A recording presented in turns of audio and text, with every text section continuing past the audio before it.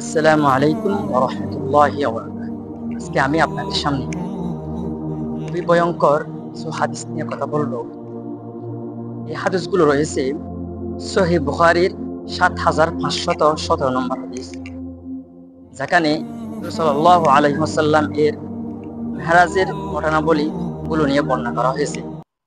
যেখানে রাসূল সাল্লাল্লাহু আলাইহি ওয়াসাল্লাম মেরাজে গিয়ে জাহান্নামীদের শাস্তি সম্পর্কে জিজ্ঞাসা করলেন জিবরাইল আলাইহিস সালাম। তিনি হুজুর সাল্লাল্লাহু আলাইহি ওয়াসাল্লামকে জাহান্নামীদের ভয়াবহ শাস্তি দেখালেন। হুজুর সাল্লাল্লাহু আলাইহি ওয়াসাল্লাম দেখতে পেলেন একদল লোক, তাদের নখগুলো অনেক লম্বা লম্বা এবং তলোয়ারের নিয়ে অনেকটা। তারা নিজেদের মুখ এবং নিজেদের বুক চিড়ে ফেলতেছে। হুজুর সাল্লাল্লাহু আলাইহি ওয়াসাল্লাম এই দৃশ্য দেখে অবাক হয়ে জিবরাইল আলাইহিস সালামকে বললেন, এরা কারা? কেনই বা তারা এই শাস্তি পাচ্ছে?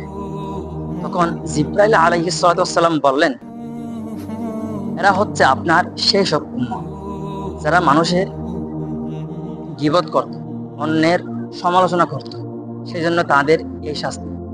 আর কিছুদূর গিয়ে হুজুর সাল্লাল্লাহু আলাইহি ওয়াসাল্লাম আরেক দল জাহান্নামীদেরকে দেখতে পেলেন, যাদেরকে একটি রক্ত এবং ফুঁস যুক্ত গর্তের মধ্যে সাঁতার কাটছে। তারা যখন ওই গর্ত থেকে ওঠার চেষ্টা করতেছে তাদেরকে, তখন বড় বড় পাথর দিয়ে তাদের মাথার উপর নিক্ষেপ করতেছে। রাসূল সাল্লাল্লাহু আলাইহি ওয়াসাল্লাম আবার অবাক হলেন এবং জিবরাইল আলাইহিস সালামকে জিজ্ঞেস করলেন, এরা কারা? কেনই বা এরা এই ভয়াবহ শাস্তি পাচ্ছে? তখন হুজুর সাল্লাল্লাহু আলাইহি ওয়াসাল্লাম বললেন, এরা হচ্ছে আপনার সেই সব উম্মত যারা সুদ খেত, যারা সুদে লেনদেনের উপর বিশ্বাস করত এবং সুদ হয়েছিল তাদের একমাত্র উপার্জন। হুজুর সাল্লাল্লাহু আলাইহি ওয়াসাল্লাম আর কিছুদের গিয়ে দেখতে পেলেন, এই হাদিসটা আসলে আমারও বলতে অনেক ঘৃণা লাগতেছে নিজের উপর। যে হাদিসটা হচ্ছে, হুজুর সাল্লাল্লাহু আলাইহি ওয়াসাল্লাম দেখতে পেলেন যে একদল লোকের জিহ্বাকে আগুনের কেঁচি দ্বারা কেটে ফেলতেছে। আগুনের কেঁচি দ্বারা কেটে পিছন দিক দিয়ে লাগিয়ে দিচ্ছে পেরেক মেরে। হুজুর সাল্লাল্লাহু আলাইহি ওয়াসাল্লাম আবার অবাক হয়ে তাকিয়ে রইলেন এবং বললেন, এরা কারা?